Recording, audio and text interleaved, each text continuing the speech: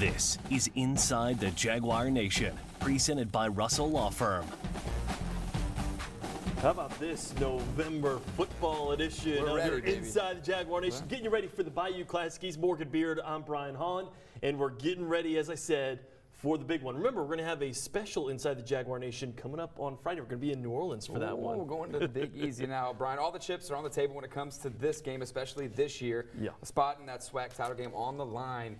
But to look ahead and maybe learn some things, we've got to look at the past. And let's look at this. It's always good to learn from the past, especially last year's Bayou Classic. Yeah, last year's was eye-opening to say the least. Grambling lighting it up on Southern, 256 rushing yards on the ground alone, 571 total yards. They trounced the Jags 52-30. Yeah, I know the Jags actually had more offense or more yards as far as rushing goes by the end of the game, but it really just opened up the lack of run defense there for Southern. For me, Martez Carter, Devontae Kincaid, they put on a show for Grambling.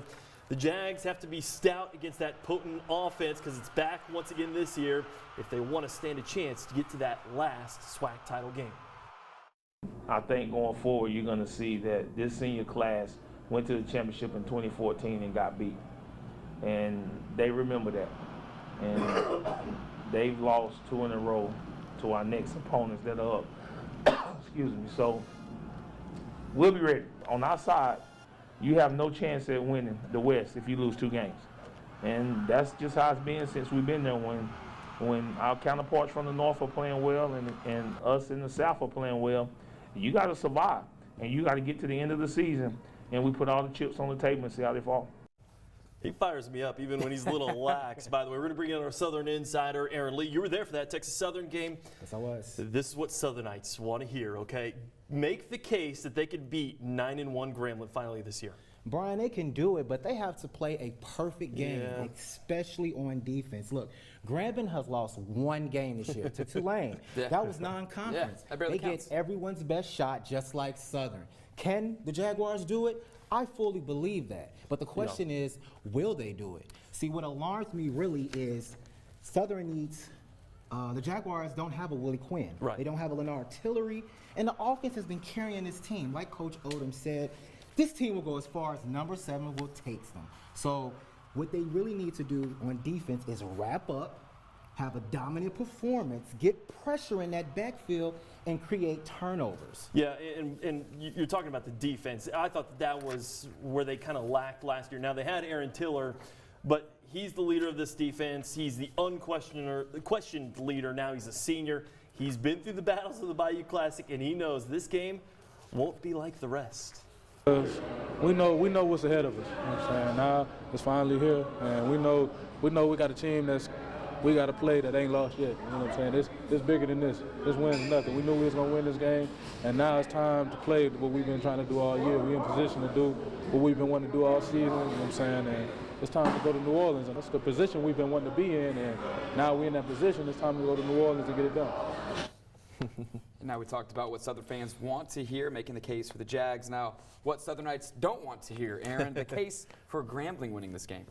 I can't lie, Grambling is good. They're a great team. They have a great quarterback and a great running back on that team this year. So the biggest thing is the Tigers, they have the highest scoring offense in the SWAC at 32 points a game. Also, Devontae Kincaid, he can throw that ball. He can move around in the pocket, buy himself some time, and the Jaguars are going to have some problems with that if they don't contain that early. Yeah, and by the way, earlier this week I talked to Leonard Tillery. He was talking about Martez Carter, talking about Devontae Kincaid, how they get all the headlines. And by the way, Martez Carter ranks 2nd in the SWAC in all-purpose yardage with over 1,100. It's 1147 as far as yards. Aaron, these are just gaudy numbers you're about to see on your screen. All right, you got Devontae Kincaid. He has 2238 passing yards, 18 touchdowns on the season. The Tigers average 141 rushing yards per game. And again, the Tigers have won 6 of the last Bayou Classics. So this is very important for the Jags to pull this one off this year. They need a win. Don't want to lose 3 in a row. That is for certain versus Grambling. Isn't that right, Brian? No, and also the Human Jukebox, that's someone else you're going to see, or someone else, another group you're going to see down there. Another team representing the Columbia Blue and Gold. Human Jukebox taking you to break. But coming up, Aaron talks some keys to the game, and then I talk to Leonard Tillery and his young pup. We explain next on Inside the Jaguar Nation. You're watching Inside the Jaguar Nation, presented by Russell Law Firm, with Brian Holland, Morgan Beard, Ashley Lyotis, and Aaron Lee.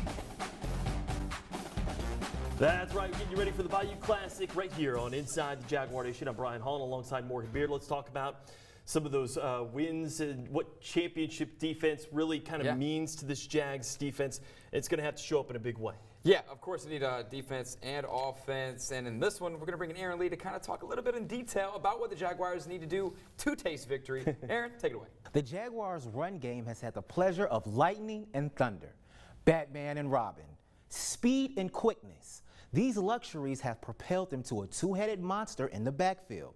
Senior running back Herb Edwards is 22 yards shy of our 1,000-yard rushing season.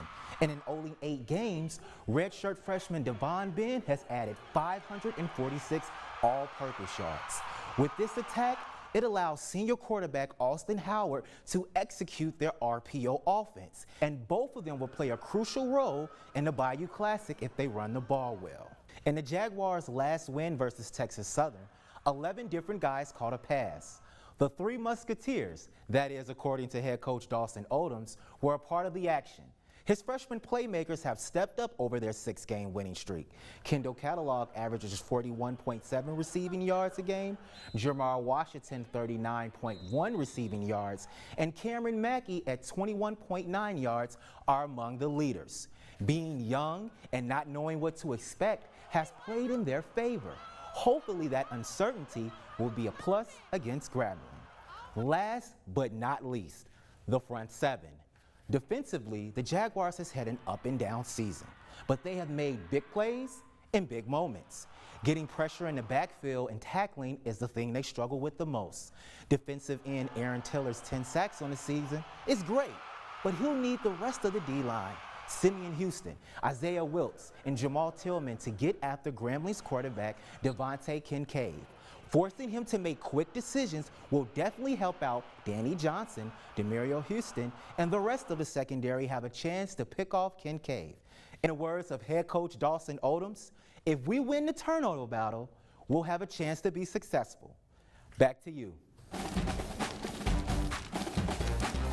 Yeah, all good points. Let's talk about our performance. I thought he made a good point about that front 7. And by the way, Demario Houston has really come on, one of those underclassmen who's really gotten good there alongside Danny Johnson, my performer of the week. Yeah. It's got to be Danny Johnson. I've been on all season long. I've been his #1 fan of Mr. Number 1. And he's been it most of the year. Yeah, he's proved me right, to be honest with you. I think he's got to do everything except for serve popcorn in the stands during the game.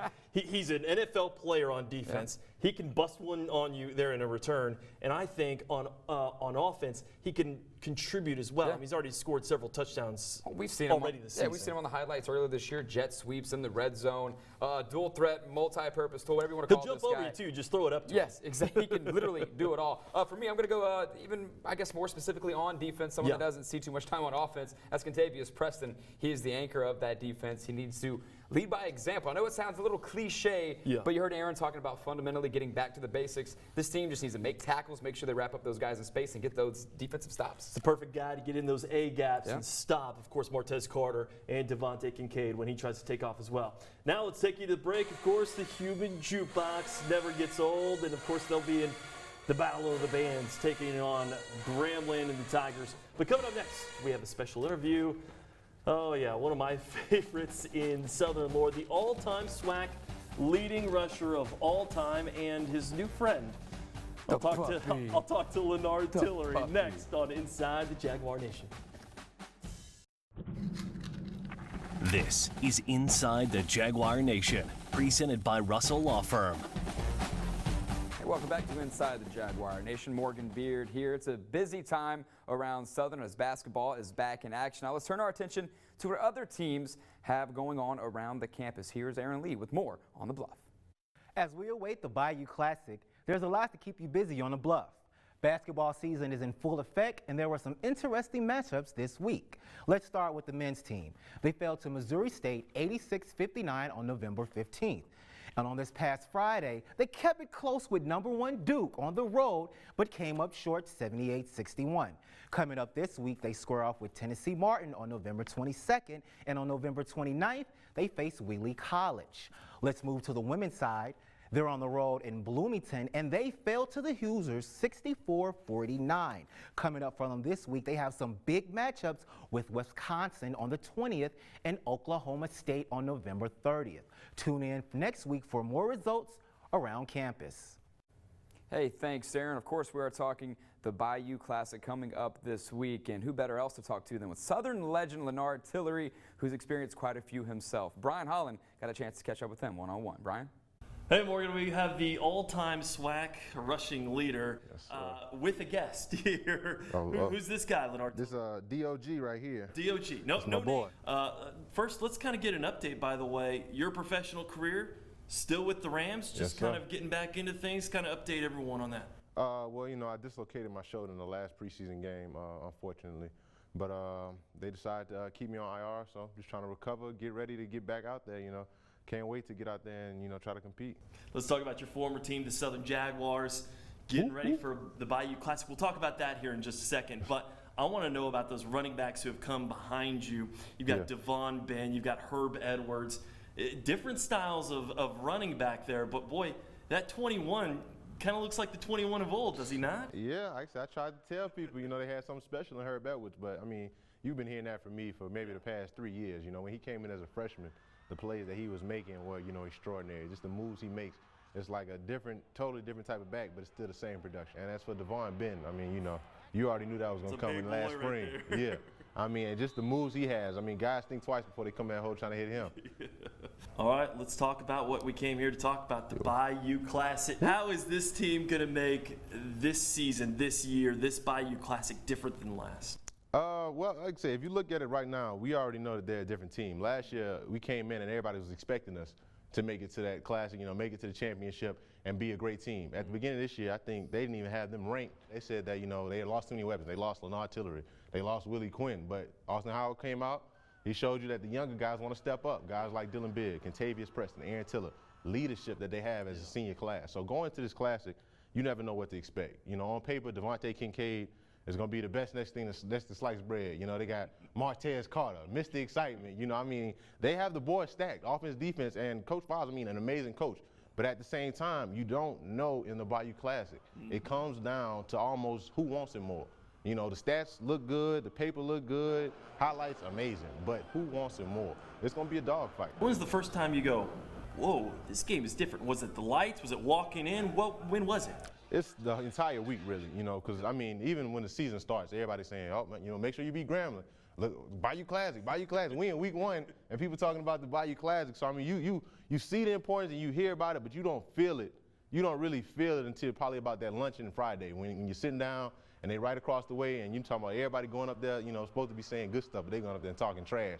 And you like, man, these people, you know, they really take this serious. They got a parade, you know, we got all types of stuff. And then once the game comes, it's like nothing else. You know, in the Superdome, amazing, amazing. So can I put you down for a score prediction? Score prediction. Let's see. I Put feel you like on the spot here. it's going to be a high-scoring game. I'll go ahead and go 31-24, Southern. Southern University. Yes, sir. You heard it here first. You heard it here first. Let them know. Southern gets the win. You did hear it here first, and I think this guy is resting up for the class. He's tired, man. He just worked out. It's a full week of festivities, so. Leonard Tillery, thanks for joining us. Anytime. Brian Holland with LT and Company there as we check out the Human Jukebox. You know they're going to get a lot of this at this week's Bayou Classic, a little more than ever. And hey, coming up next as we go to break, Perry White and Garrett Edgerson, always that unique perspective here on display on Inside the Jaguar Nation. That coming right at you when we return. This is Inside the Jaguar Nation, presented by Russell Law Firm. That's right. Welcome back. Morgan Beard, Brian Holland, inside the Jaguar Nation. Of course, we are building up to the Bayou Classic. Football season in full swing. Basketball season here as well. But as we mentioned a week ago, a lot of changes on the baseball diamond. We're always looking for what's next. You got basketball on the road, so we visited with baseball and the new baseball head coach, Garrett Jackson. By the way, Perry White, Garrett Edgerson always do a great job for us, taking us behind the scenes and detailing some of those changes you're going to see now with Roger Cador gone. You know, it's been good. It's been a privilege to be in this position, to follow up someone who laid such a good foundation, and knowing that there's a high level of tradition that has been here in the past. It's been down for a little bit, but that's the one thing that attracted me to Southern University. Was it's not like I'm being asked to take a program that's never been successful and have them be successful. From day one, from the message he gave to the whole team was a big impact. Like honestly, the way he runs the practice, the tempo, and how he breaks things down, I enjoy. I think what they're going to get is they're going to get somebody who's passionate about what I'm doing. They're going to get somebody who's dedicated to what I'm doing. I believe in being a servant leader. I believe in teaching our players about servant leadership.